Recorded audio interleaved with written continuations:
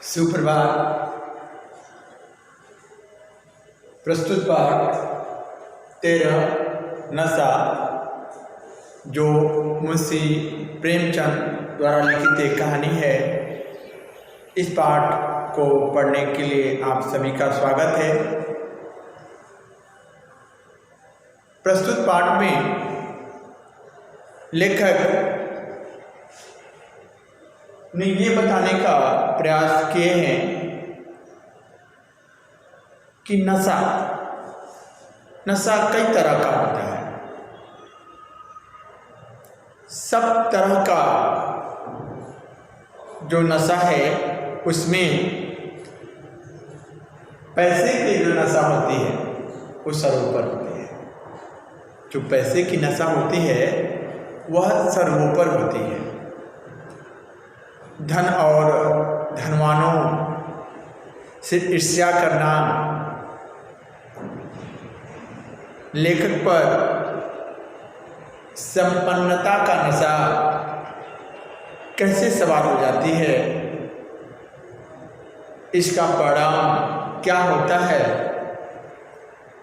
इस कहानी के माध्यम से बताने का प्रयास लेखक ने कहा है, लेखक ने किया।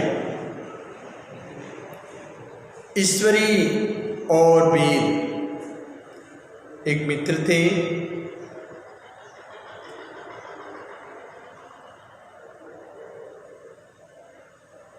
ईश्वरी बहुत ही अमीर था। वह जमींदार परिवार में संबंधित था। वीर हमेशा जमींदारों की बुराई करता रहता था, किंतु ईश्वरी उसकी बातों का बुरा नहीं मानता था।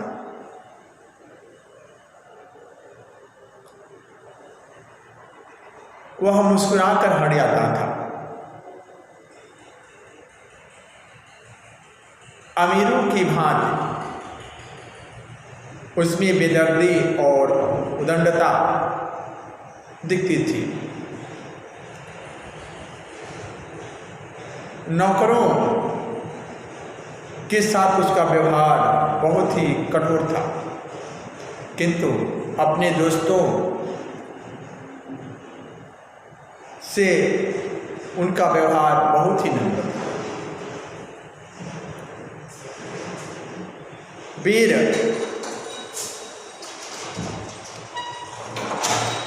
हमेशा जमींदारों की बुराई करता रहता था और वह ईश्वरी को हमेशा परेशान करता रहता था।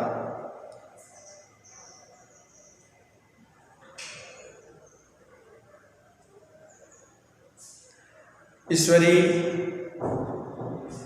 समझता था मेरा मित्र बहुत गरीब है, इसलिए वो उसकी बातों को थोड़ा भी बुरा नहीं मानता था और ईश्वरी समय समय पर अपने मित्र का सहयोग भी करता रहता था। दशहरे की छुट्टी हुई। उस दशहरे की छुट्टी में ईश्वरी अपने साथ वह अपने घर ले गया। ईश्वरी के साथ जैसे ही वीर वह गया उसके घर, तो वह जिस प्रकार ईश्वरी अपने नौकरों के साथ व्यवहार करता था, ठीक उसी प्रकार यह भी वीर भी व्यवहार करने लगा।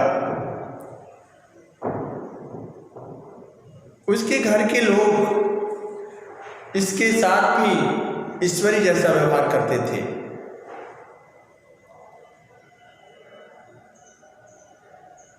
इसको भी उसी तरह प्रशंसा करते थे। आदर स्वभाव स्वागत वीर का भी ईश्वरी जैसा होता रहा।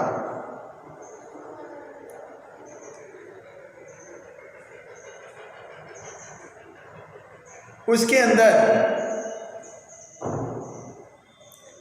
संपन्नता का नशा सवार हो गया। जैसे ही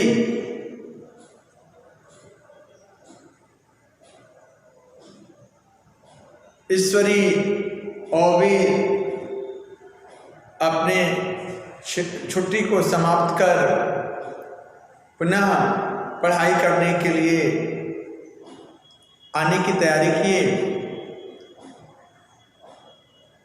जिस गाड़ी से ये लोग आ रहे थे उसमें एक व्यक्ति जो कुछ सामान लिए हुए चढ़ा, तो उसकी गठरी से वीर को बार बार डिस्टर्ब हुआ, जिससे वीर परेशान होकर उसे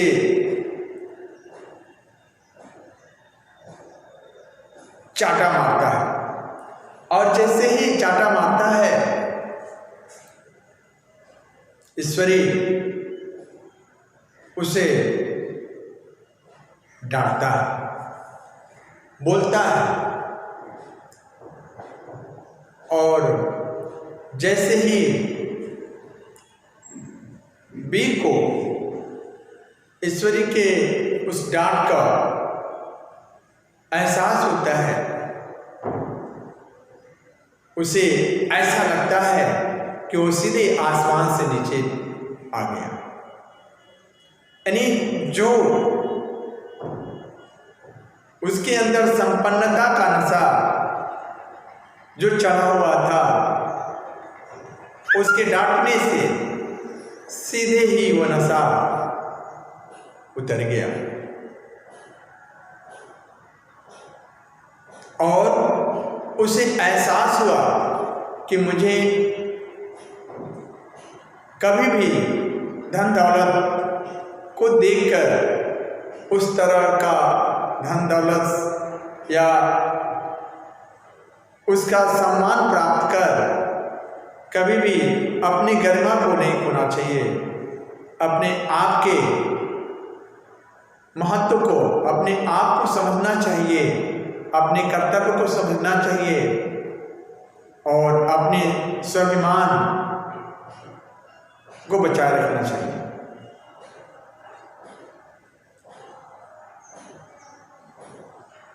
बच्चों, लेखक मुंशी प्रेमचंद जी इस पाठ के माध्यम से बताने का प्रयास किए कि कभी भी हमें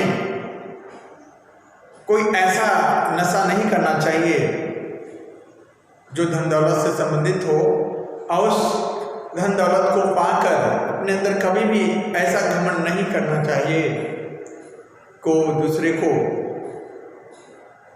परेशानी हो, दूसरे को कष्ट हो,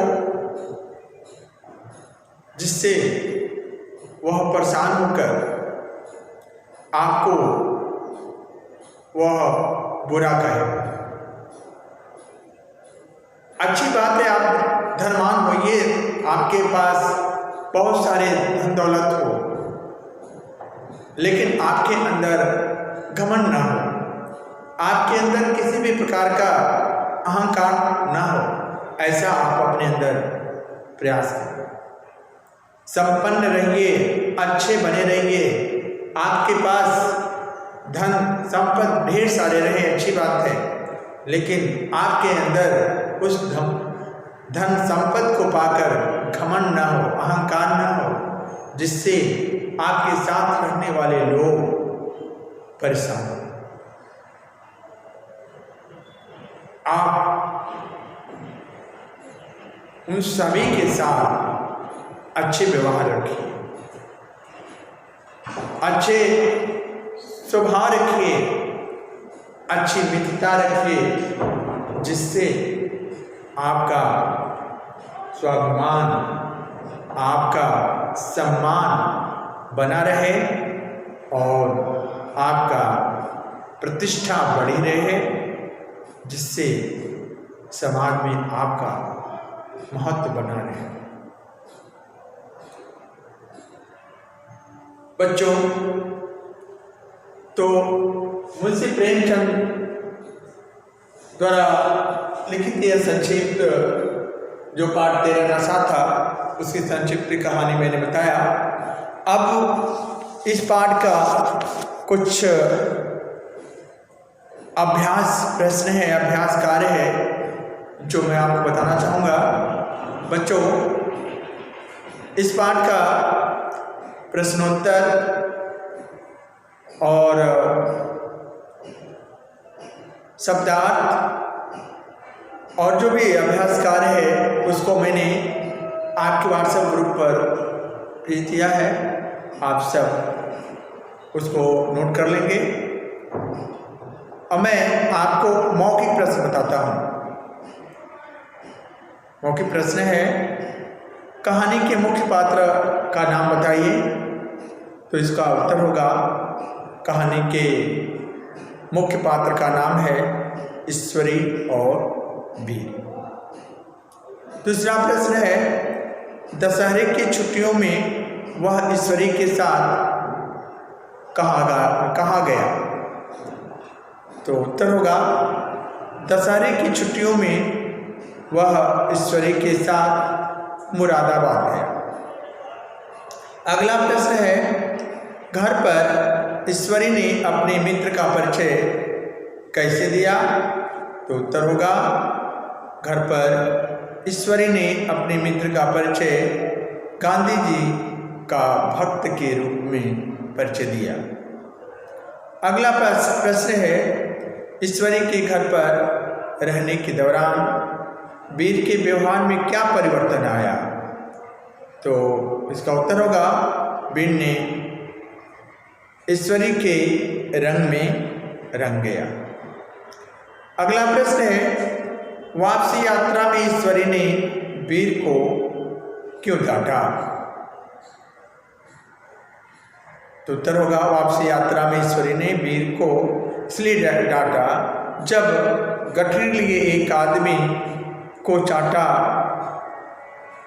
वीर ने मारा, तब ईश्वरी ने वीर को डांटा। तो बच्चों, ये रहा मौखिक प्रश्न जो मैंने आप सबको बताया।